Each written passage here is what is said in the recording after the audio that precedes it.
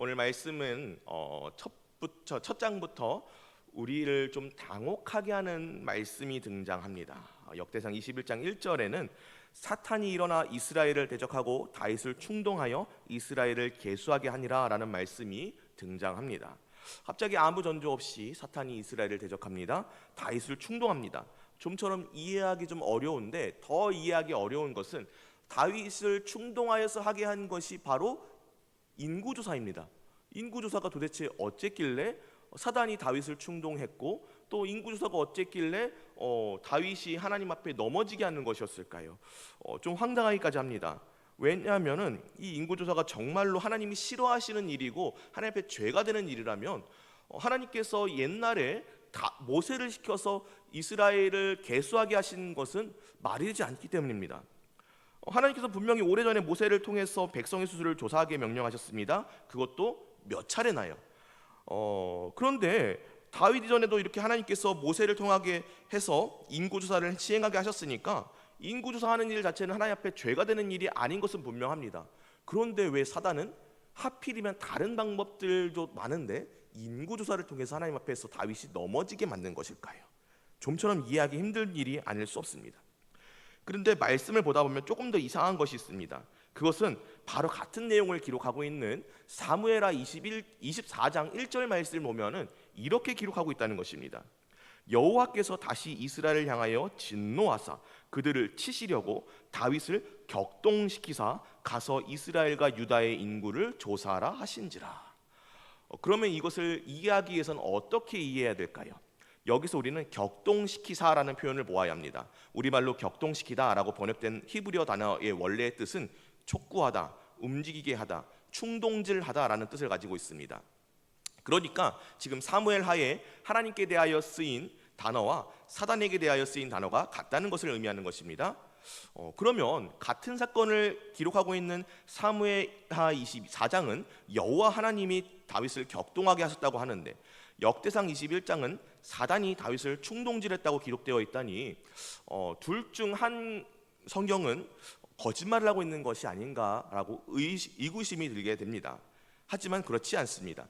왜냐하면 사단은 여전히 그 자신이 하나님의 통치 아래에 있는 존재이기 때문입니다. 그래서 사단은 하나님의 허락이 없이는 무언가를 할 수 없는 존재이므로 사무엘하 24장의 표현은 여호와 하나님의 주권을 강조한 표현인 반면 역대상 21장의 표현은 실행하는 주체인 사단을 강조했을 뿐입니다.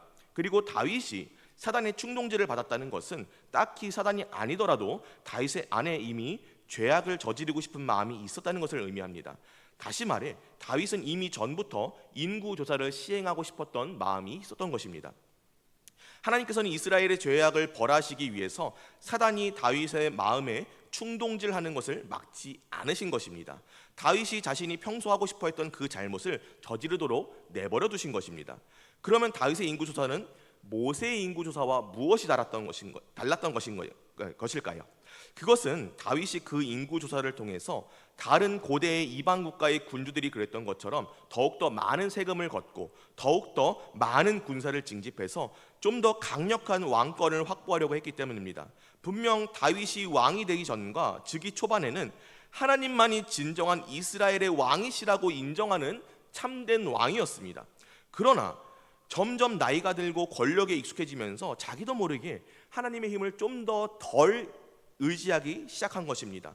하나님보다는 자기 손에 쥐어지는 그 군사력을 의지하려는 마음이 생기게 된 것입니다.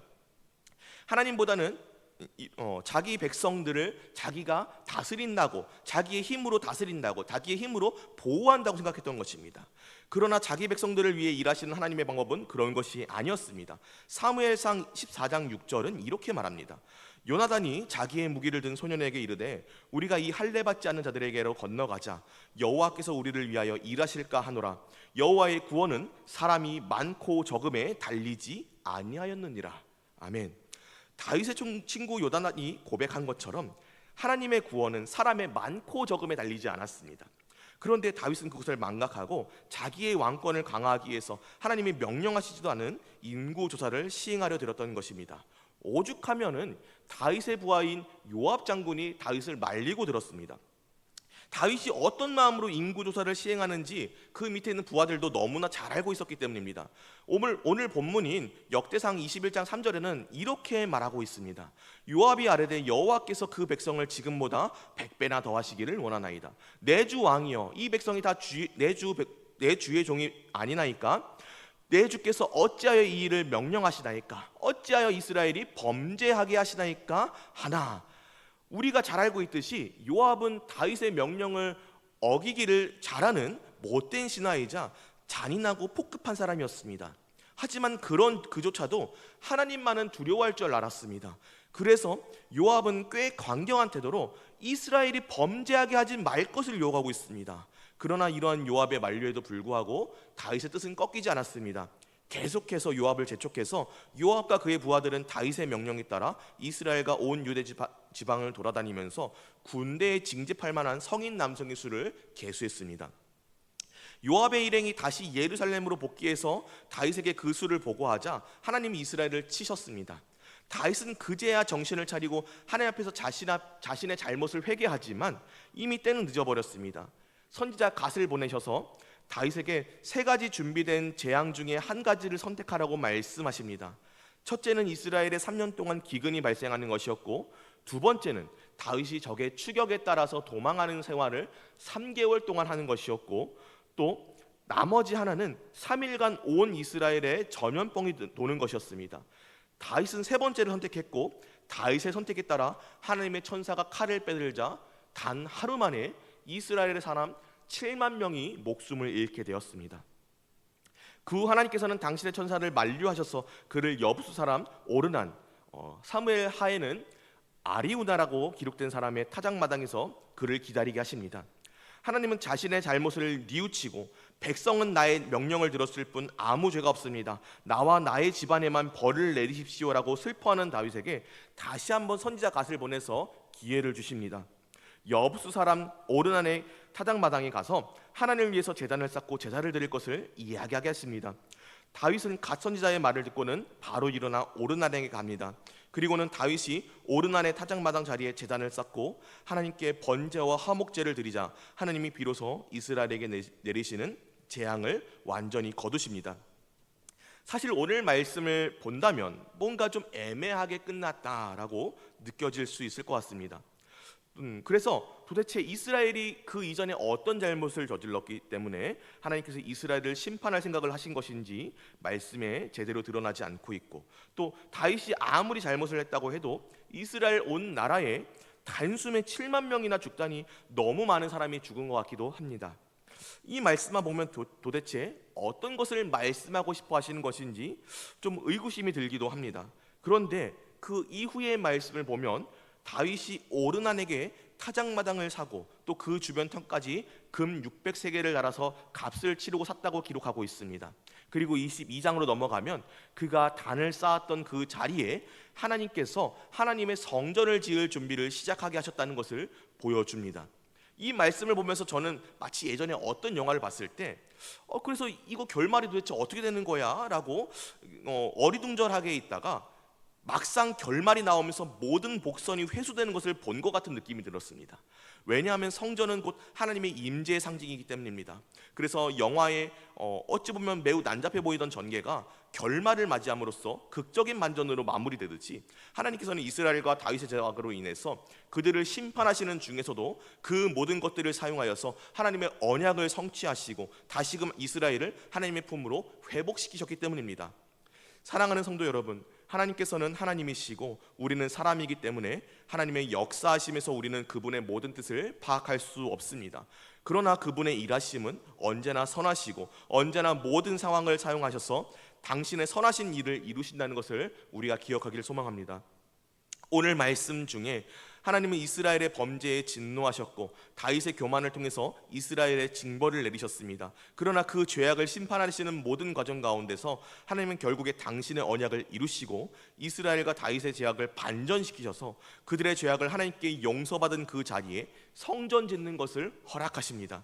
그것은 사무엘하 7장에 미리 나단 선지자를 통해서 다윗에게 약속되었던 그 말씀의 성취였습니다. 하나님께서는 다윗이 하나님을 위해 성전을 짓고 싶다고 하였을 때 그가 직접 성전을 짓는 것은 허락하지 않으셨지만 그의 아들 솔로몬이 짓는 것은 허락하십니다.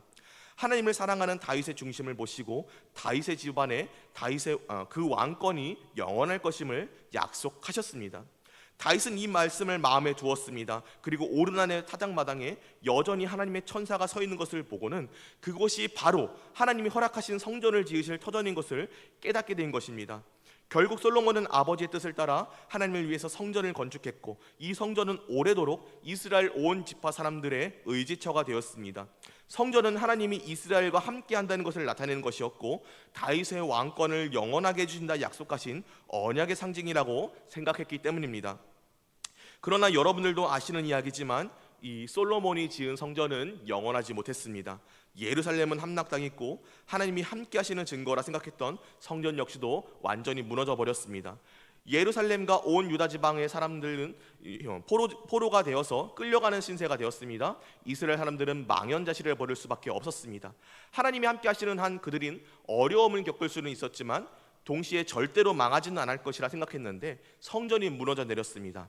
이것은 그들이 지금껏 의심해보지 못했던 하나님의 언약의 신실성에 대한 위기를 느낄 수밖에 없는 일이었습니다. 그동안 믿어왔던 하나님이 안 계신 것 같은 상황에 놓이게 된 것입니다.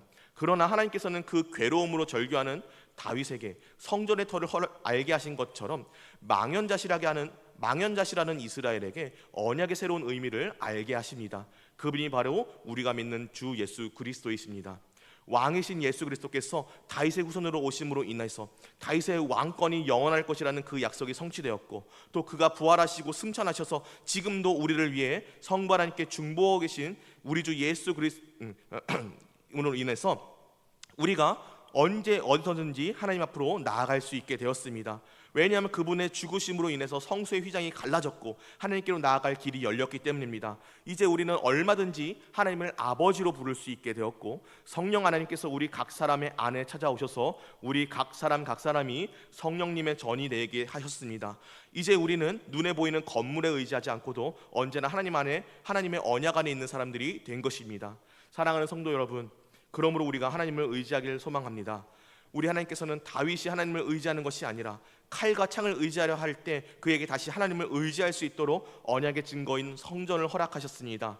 마찬가지로 세상의 것을 바라보고 다시 세상을 의지하려 드는 우리에게 다시 영원한 주요 영원한 소망이신 예수 그리스도를 주셨습니다. 우리는 그분의 피로 값주고 사신 바 되었고 우리의 모든 것은 그에게 속했습니다. 그분으로 인하여 우리는 소망을 얻었고 하나님 앞에 나아갈 수 있게 되었습니다. 이제 우리가 의지해야 할 것은 하나님 한 분밖에 없는 것입니다.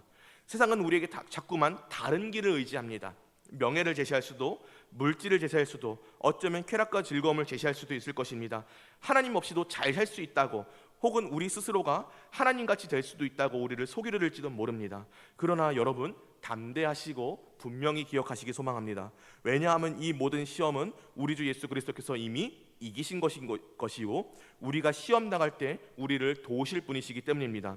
다만 우리가 해야 할 일은 하나님을 의지하고 마땅히 그의 도우심을 구하는 것뿐입니다. 이 땅에서 우리가 하나님의 도우심을 구하며 그가 명령하신 바 세상에 그리스도의 제자됨을 나타내며 우리가 살기를 소망할 때, 최선을 다하며 하나님의 도우심을 구할 때 우리 안에 거하시는 성령 하나님께서 우리를 도우시고 우리를 통해서 역사하실 것입니다.